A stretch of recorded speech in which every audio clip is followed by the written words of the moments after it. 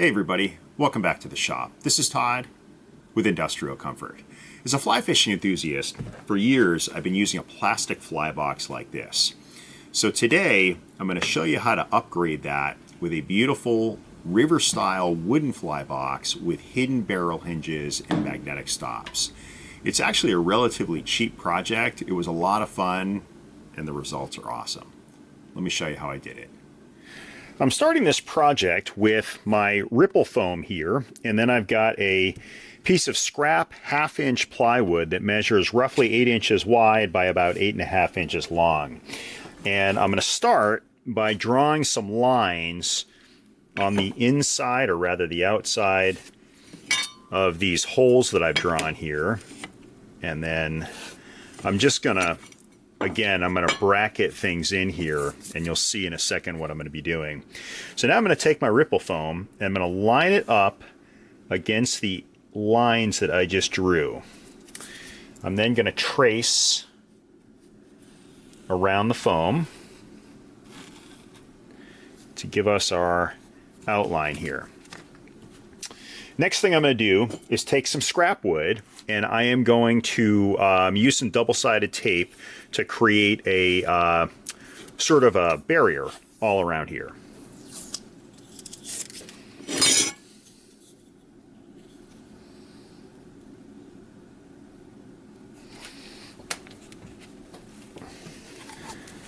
Now I'm over at the drill press, and the radius of these corners matches an 1.5 inch drill bit. So I'm using a Forstner bit, and I'm going to drill a hole in each of the 4 corners.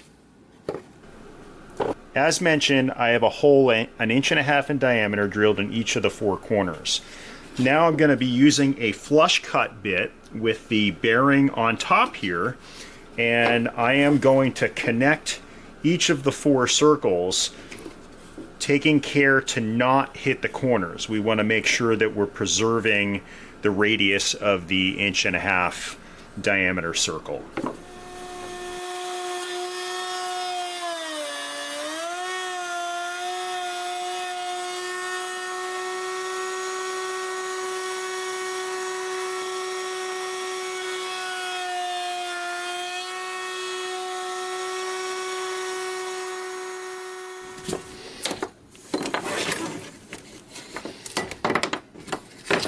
Okay, so we now have the template that we're going to use on the wood that's going to serve as the actual box.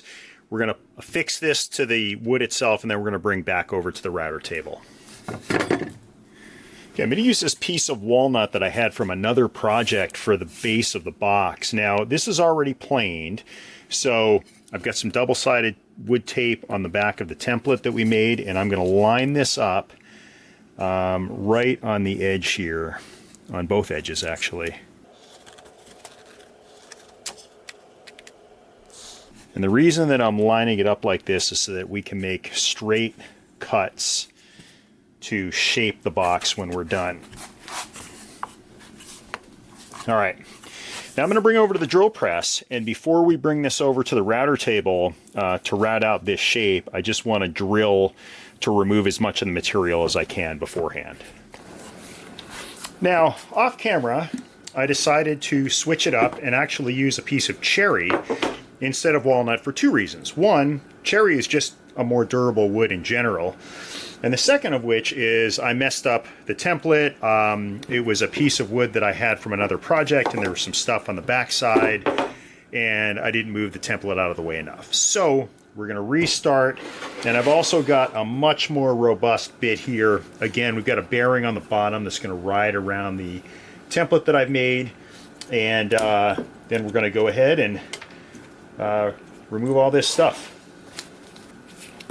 Now, it's also worth noting this is not a plunge bit, so I'm going to lower it gently, kind of at an angle, so that it cuts on the tip here, and then we'll start shaping.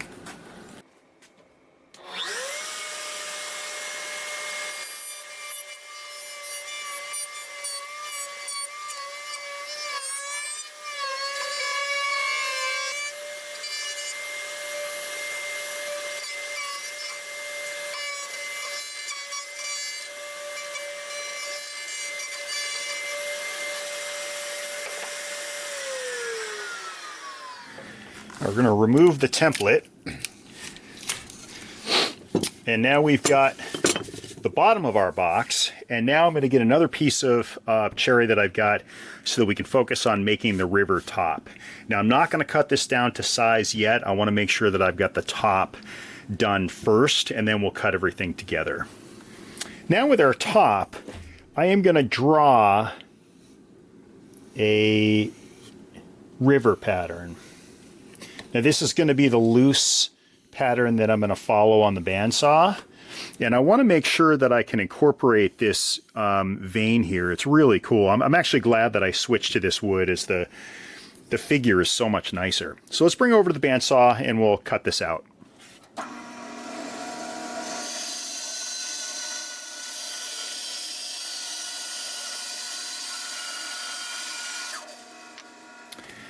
Now, in order to build the frame that we're going to use to create the top of this box, I'm using some extra plywood that I've got laying around in the shop. Now, I'm building it a lot larger than what's going to be the ultimate size of this box, just so that I can trim it and cut it to size. Now, you'll also notice that it's really shiny, and that's because I coated this with packing tape. This is going to allow us to get the epoxy resin top out a lot easier. If you don't use something like this in addition to release agent for your molds, this thing is never coming apart. Now what I've done here is coated this, or I should say I've binded it, and I'm looking for the seam, with double-sided tape. God, here we go. And I'm going to use this to get things started to assemble everything.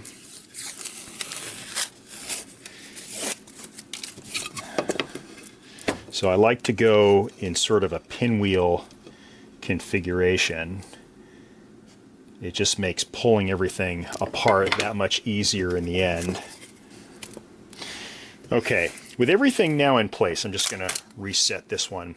I'm also going to hot glue everything. I've never had a mold that didn't leak, so I like to go over it with hot glue, just to make sure that everything is tight and we're not going to get any leakage from the resin.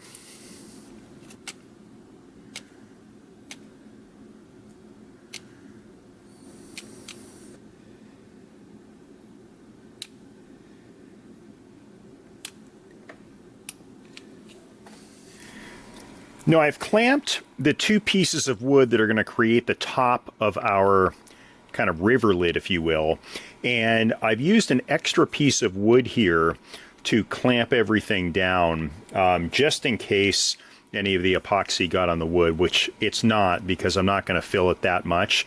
The other thing you'll notice is that I've got this one clamp over here and then one in the back.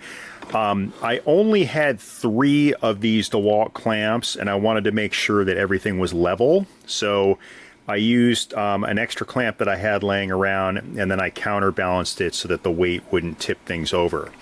Now, I have mixed up some epoxy, and I didn't want to bore you guys with the whole mixing process. And what I'm going to do, because this is going to be a river, is I'm going to use a little bit of blue pigment here, and I'm only going to use like a tiny bit because I want this to be somewhat translucent. You really don't have to add a lot of pigment to resin.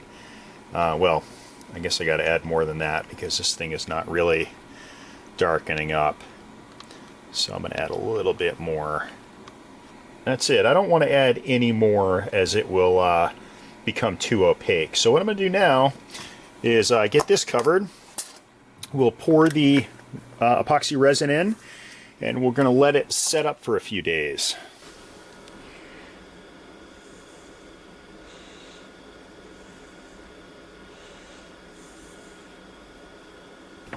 The resin's had time to cure, so we're just going to dismantle the box by knocking the ends off with this rubber mallet. Now, as I mentioned, I like doing a pinwheel configuration, as it makes disassembling this thing pretty easy.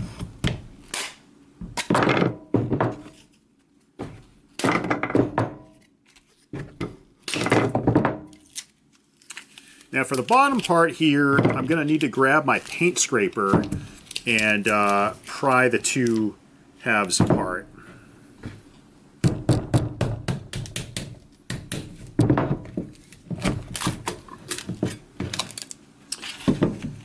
And there we go. So next thing I'm going to do is measure out, actually this is going to be plenty thick. I just want to measure to be sure to figure out whether I need to put any more resin in the bottom here. Otherwise, we're going to bring over to the bandsaw, and I suppose you could use, it's very short to put through a planer, but we're going to remove some of this excess material that I intentionally left up top. Okay, as you can see, I've trimmed things down and I got rid of all the excess epoxy that was around the sides. Now, this is too small to run through a planer by itself, so I've got some double-sided wood tape on the back here, and I am going to put it onto this reference board, and we're going to run it through the planer this way. Now, the wood tape will hold things down sufficiently, and I'll be able to kind of control the back of the board with my hand before it passes through. So I'm just looking to knock down the extra layer of epoxy here. There are a few bubbles that formed underneath. I just want to clear that level out, and then we'll determine how much thickness we need to remove based on the depth of the hinges. Now, I mentioned that I was going to plane the thickness of this top down to accommodate the hinges here. These are miniature hidden hinges, and they open up to the side like this, and I just wanted to make sure that I wanted to minimize the height of this top while also making sure that we had enough clearance for the hinges.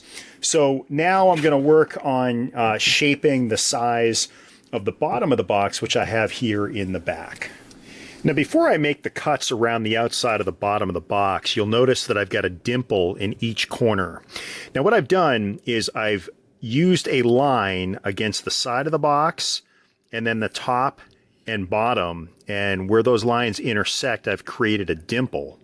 And I'm going to put some BBs in each of these dimples, and I'm going to use that as a reference point, and I'm going to drop the top over this, and I'm going to tap it with a rubber mallet so that I can get the exact location of where I need to drill for the bottom and then the top.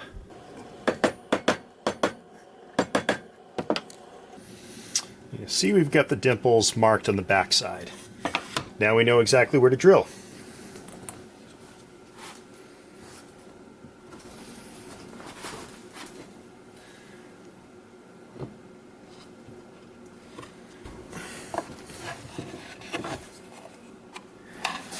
With the top now placed on with the magnets and the hinges, I've trimmed around fairly close to the base here. I didn't want to get too close because I'm going to use my flush cut bit here that's going to trace the bottom part of this box, and it will cut flush the top here so everything will match.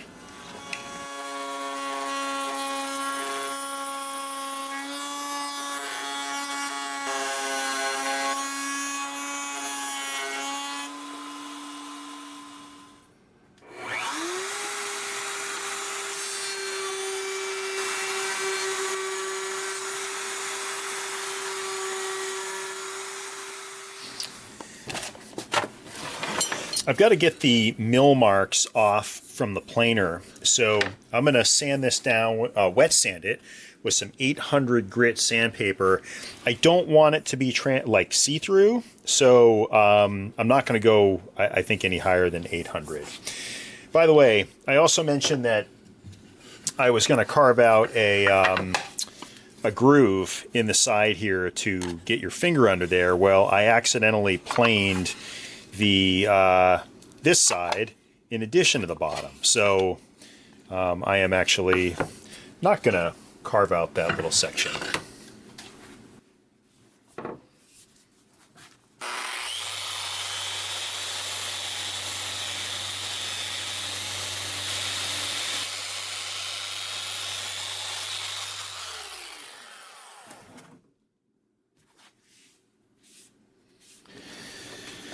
Now, before we assemble everything, I'm going to pop some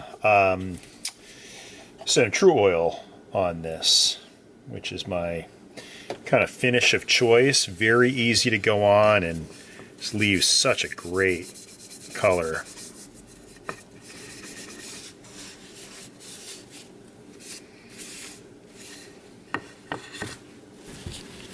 With our box now assembled with the hinges in place, the last step is to remove the adhesive backing and drop in our ripple foam.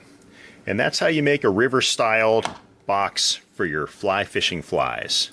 I hope you enjoyed this video. If you did, please give me a thumbs up and subscribe. Thanks for watching.